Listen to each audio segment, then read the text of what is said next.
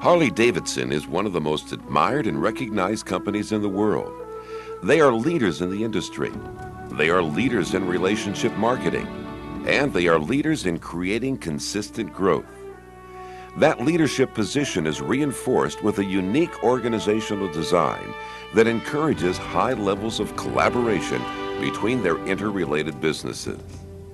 By capitalizing on those synergies and effectively managing their other competitive advantages, Harley-Davidson's leadership position will be ensured for years to come. And Clyde Fessler, Vice President of Harley-Davidson's business development, was and is an integral part of creating and continuing that leadership position.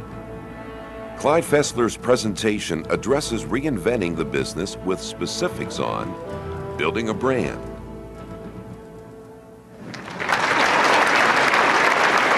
Thank you for this opportunity to bring you the Harley-Davidson turnaround story. It's a turnaround story of a small company from the Rust Belt of Mid-America on the verge of bankruptcy. In fact, we even had the press releases written. And how we competed against internationally known companies like Honda, Kawasaki, and Suzuki. Well, first of all, we had established a brand identity. And we did that through literally looking at the strengths and weaknesses of the other brands. And when you look at Harley-Davidson, you ask, what is the Harley-Davidson motorcycle? What is your brand? And why do you really want to have a brand? A product can be imitated, but a brand cannot. And simply, what is a brand? Well, it's what you are and who you sell your products to, and what they expect out of your product. Harley-Davidson builds big, beautiful American motorcycles for motor enthusiasts who want their motorcycles and their products to be symbols of strength, freedom, individuality, and Americana, and also want to participate and share in the Harley-Davidson heritage, tradition, and mystique. Developing a strategy. How are you going to compete against these giants with the mega dollars, with global vistas of how they really want to distribute product? And they're not only multinational, they're global.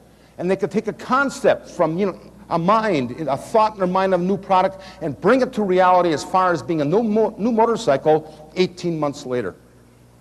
So what we decided to do is be the alternative of those people. Let's not compete head-on with these Japanese giants.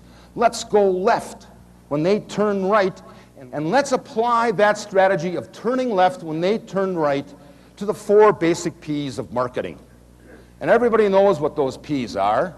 It's product, it's price, it's promotion, it's place. Marketing 101. Now, how can you apply that strategy I just talked about to each of those places in a clever way where it's going to have some impressions on potential customers out there? Impressions is an advertising term that they use to register how many people know your company's name when you run an ad. Well, the formula is impressions equals frequency times impact. Analyzing the competition. Quality, quality, quality. And what we did in order to get that is we sent a group of 16 people to Japan in the early 1980s to study how they manufactured motorcycles. Today they call it benchmarking. Back then it was industrial spying. But back in the early 1980s we took a small group of advertising people and marketing people. We headed up to Minneapolis and we went to a small conference room for about 5 days of really in-depth knowledge, and we analyzed the strengths and weaknesses not only of Harley, but of Honda and Kawasaki and Suzuki and Yamaha. I mean, back then it was called rolling up your sleeves and knowing your stuff.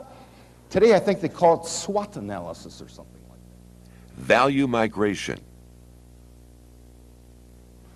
So we looked back into the old archives and we found out that we had been selling clothing and all kinds of accessories to our riders since 1914, and the thought came to us, if we're in the motorcycle business, why can't we be in the motor clothes business?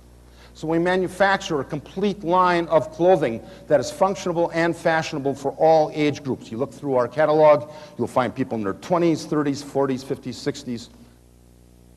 Impactful advertising. Would you sell an unreliable motorcycle to guys like this? Hey, we got their attention, but we were talking to our core people. Another thing they started to do at that time was to copy our styling. We've been famous for this classical styling that you find in Mercedes and BMWs versus the radical things coming out of the Orient. We wanted to tell people about that, but when we found out that they were copying our motorcycles, we ran this ad, and this is an introductory page to a following double page in that motorcycle book, and it says, "Okay, Japan, your next prototype is ready."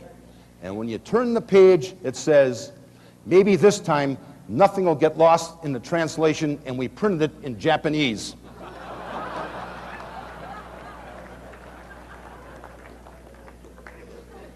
The sword was out. You know what the competition has when you buy a Honda, 35% depreciation when you start it up and go out the door. So we ran this ad. "If only you could stick this on your foreign bike at trade-in time." Driving a wedge between you and the competition. We bought ourselves back from AMF, and we have established this campaign called Motorcycles by the People and for the People, because the executives at Harley-Davidson ride their motorcycles, and as far as we know, the Japanese executives don't. Again, driving that wedge between us and them. Mr. Honda cannot ride from LA to Milwaukee, Wisconsin and raise $100,000 for muscular dystrophy and Jerry's kids. Mr. Davidson does. But several years ago, we had a big anniversary, and I can't read the copy of this, but it says something like, to the extent is, "We have survived 2 wars, a depression, 16 presidents, and 1 Marlon Brando movie." Sounds like a party to us. And we invited everybody to Milwaukee, Wisconsin. But the way we did it was very unique, because we started from 12 different places in the nation, and all the vice presidents at Harley and the presidents made up into pairs selected, where they were going to ride from to Milwaukee, Wisconsin, converge on that city on the same day, and all the way we raised almost $1 million for muscular dystrophy and Jerry's kids. Turning negatives into positives. Another thing we did was we wanted to turn negatives into positives, and Harleys at that time were called hogs.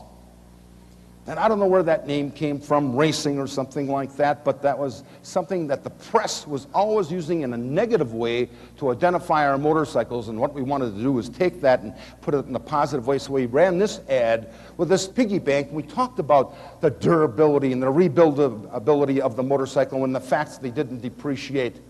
And we ran this ad, and the telephones just ran off the hook for the next 3 months, and we sold 35,000 of these piggy banks at $35 a piece over the next year. Cha-ching, cha-ching. Growing the business through people. That 5th P that we call the most important part of the success of any business plan. And that 5th P with us is people. Because people, they're the difference between winning and losing. They're the difference between success and failure. People bring the passion to the business. And without investing in people and bringing out their passion in your business, your success can be scaled back one way or the other. And it's all kinds of people. It's just not your customers or not just your employees.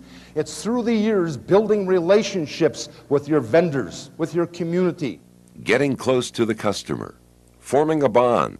And the Harley Owners Group is something that has really helped that and one of the major factors. We have right now globally 460,000 people that pay us $40 a year to belong to this club.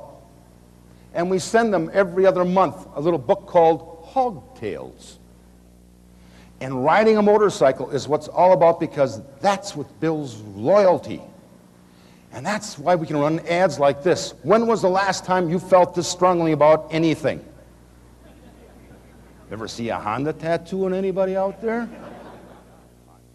Stimulating your audience through an American success story. It was Milwaukee, Wisconsin 6 years ago.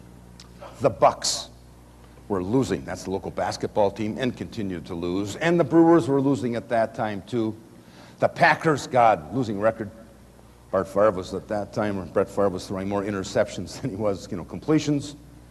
And a guy by the name of Jeffrey Dahmer hit the world headlines and was sent to prison for some terrible things he did. And just about then, this bug by the name of cryptosporidium got into the water of Milwaukee. And 2/3 of the population was getting their exercise by running the John every 15 minutes. Well, we announced we were going to have a birthday party, and there were going to be 120,000 bikers coming to Milwaukee to party. And panic went throughout the land. In fact, out in Waukesha, the sheriff went out and bought $280,000 worth of riot gear just in anticipation of what was going to happen. Well, that was the scene. Let me show you what happened that June 10th morning in Milwaukee, Wisconsin. I'm Golf Kilo clear for takeoff. Good day, sir.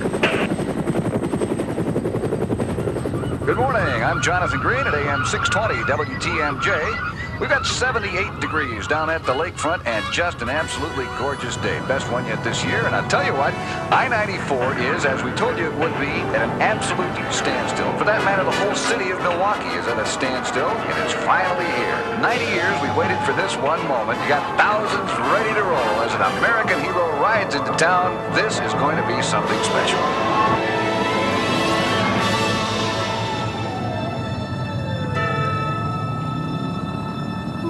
Say, can you see?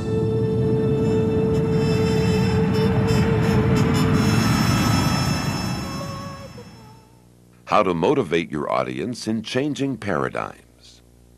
During this presentation, you've picked up a couple of pearls of wisdom, and I really hope that over the last couple of days and the next several days that you really find some things that you can use in your business back at home, because it's coming with these fresh ideas and exchanging ideas with your peers is really what built the success of this organization.